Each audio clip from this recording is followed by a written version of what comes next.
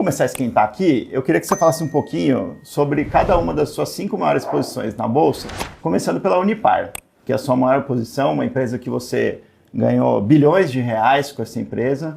Ela chegou a ser 50% da sua carteira, porque a ação se valorizou tanto que ela cresceu passivamente de uma maneira fantástica. E aí, de forma bem objetiva, Barsi, por que o senhor acha que a Unipar vai continuar sendo um bom investimento daqui em diante? Por que essa posição é tão representativa para você? Bom, é evidente que eu acredito que a Unipar não volte mais para os 25, né? Nem para os 30 centavos, não é isso? Isso é uma coisa evidente. Mas eu acho que ela continua, sim, sendo uma boa opção, porque é uma empresa que distribuiu dividendos generosíssimos, tá certo? Em virtude do quê? Em virtude de uma postura empresarial que nós tivemos assim alguma posição, né? Alguma importância, que é o seguinte, que é não aumentar a base acionária de uma forma desordenada, como fizeram muitas outras empresas, não é isso? Todas, invariavelmente, todas as empresas que aumentaram muito a sua base acionária, hoje estão numa situação de dificuldade.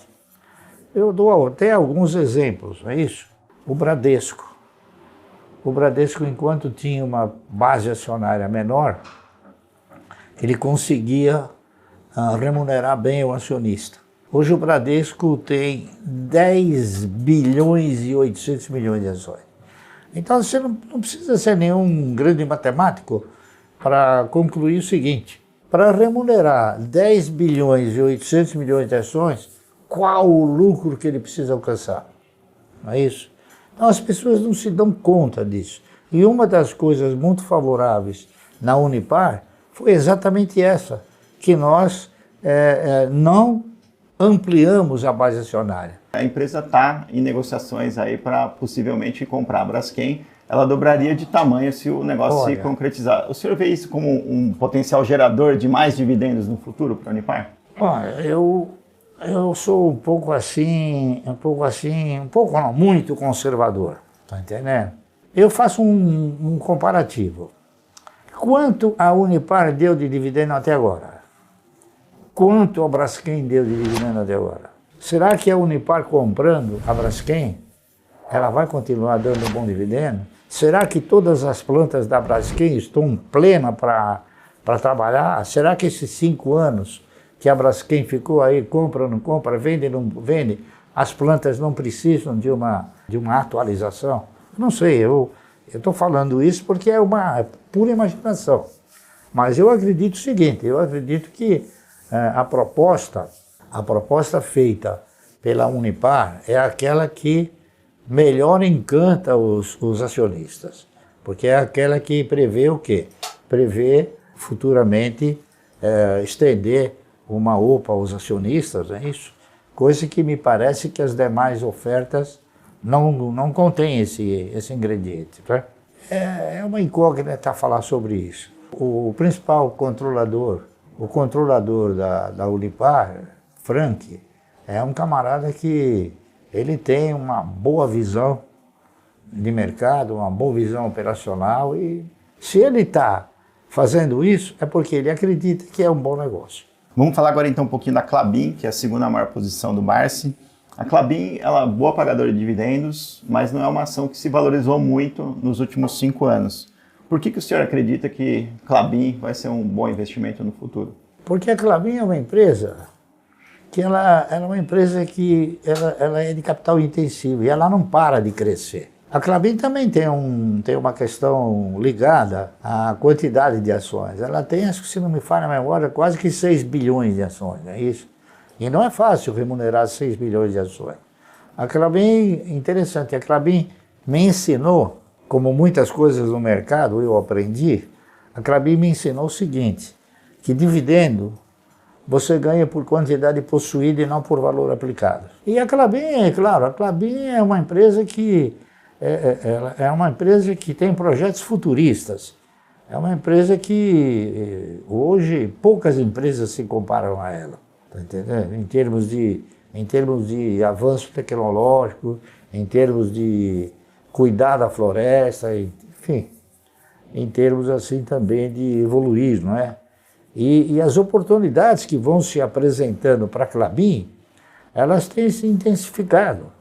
Por exemplo, a Klabin hoje, ela está fornecendo caixas de papelão para exportação de frutas, coisa que era feita em containers, pequenos containers de plástico, né? A Europa, a própria Ásia, hoje não quer mais que as frutas sejam embaladas em material plástico, tem que ser em caixa de papelão.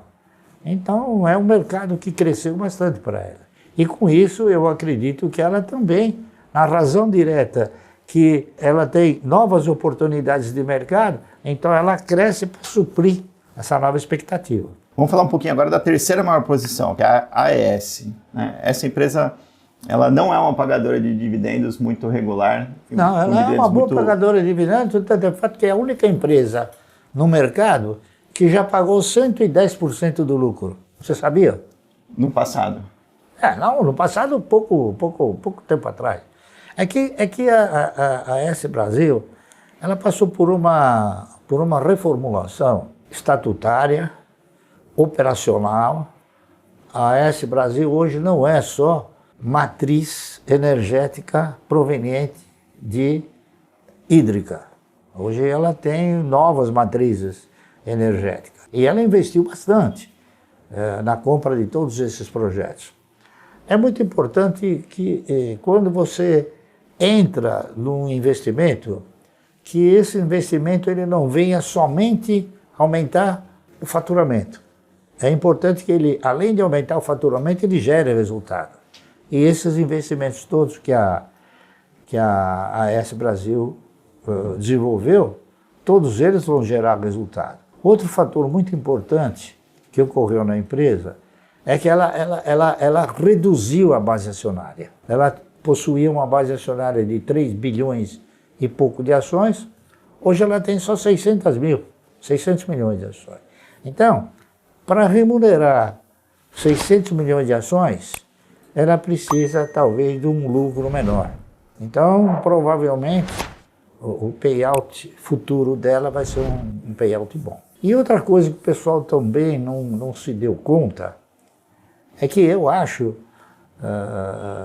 por razões óbvias, né, o seguinte, que quando ela negociava ações ordinárias, preferenciais e units, uma unit estava representada por 5 ações, uma ordinária e 4 preferenciais. Não é isso? Então, com o enxugamento da base acionária, eles eliminaram também a units e converteram todas as ações preferenciais em ordinárias. Então, hoje, a AES Brasil possui somente ações ordinárias.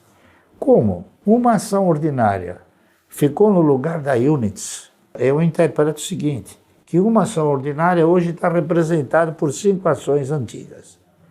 Então, ela custa R$11, R$12, se você dividir por 5 dá 2 e alguma coisa. Então, é um papel que está num preço assim super acessível. É que ninguém faz essa análise, tá entendendo?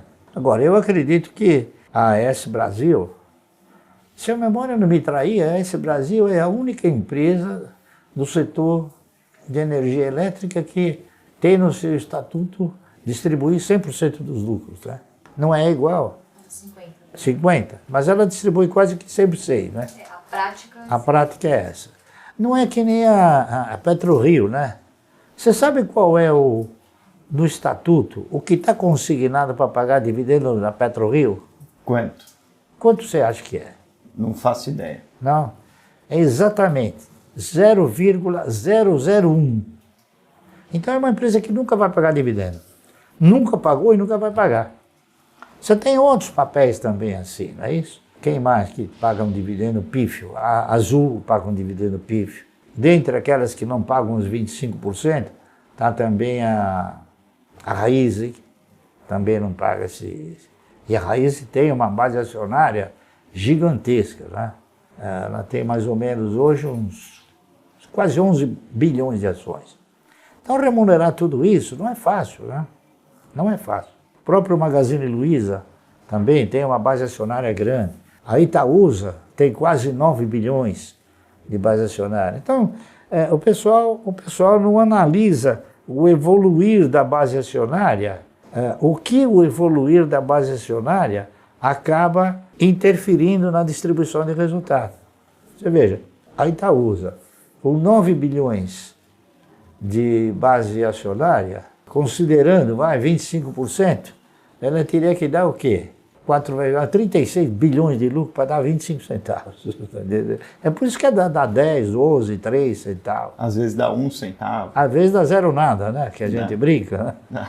É isso aí. Então, o pessoal não analisa isso. A turma deixa de lado esses ensinamentos que o mercado transmite para você.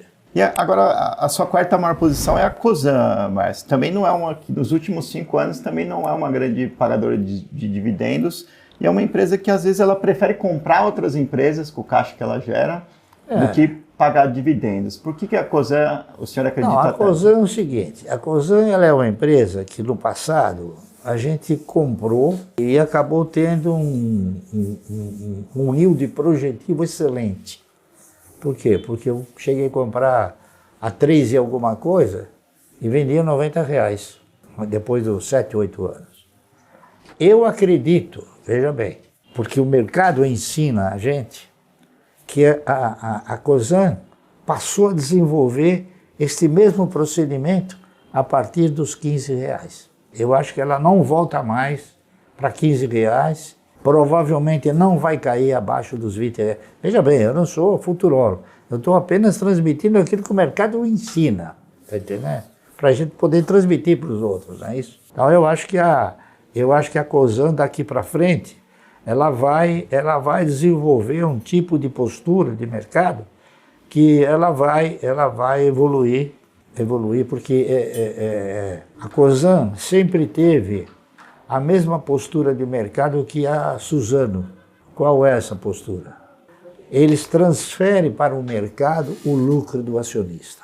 Então o que acontece? O papel sobe, ele vai ganhando. E veja bem, a Cosan ela só passou a ter um desequilíbrio de cotação a partir do momento que ela fez um desdobramento. Uma virou 4. Então hoje ela tem 1 bilhão e 800, se não me falha a memória, de base acionária, mas já com uma outra posição, uma outra postura. Mas vamos falar agora da quinta e última posição da sua carteira que eu queria abordar individualmente, que é o Banco do Brasil. O Banco do Brasil, sim, uma máquina aí de distribuir dividendos nos últimos anos, mas também é uma ação que hoje tem um controlador que acha que, além de lucro, o banco também tem um papel social. Por que o senhor confia e gosta tanto dessa ação? Eu confio pelo seguinte, eu acho que toda empresa que tem um compromisso, ela distribui bons dividendos. O que é um compromisso? Por exemplo, o Santander tem o compromisso de mandar dinheiro para a Espanha. A AS Brasil tem o compromisso de mandar dinheiro para os Estados Unidos. O Banco do Brasil tem o compromisso de mandar dinheiro para a Previ e para o governo. Então eu acho que ele tá dotado de uma postura não idêntica aos demais. Veja bem, o Itaú, o Bradesco, o Santander não. Mas o Itaú e o Bradesco, a base acionária deles cresceu uma barbaridade. O do Banco do Brasil permaneceu.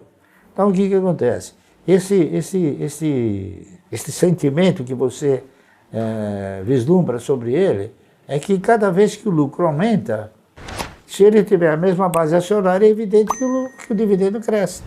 Então o Banco do Brasil tem pago dividendos aí invejáveis.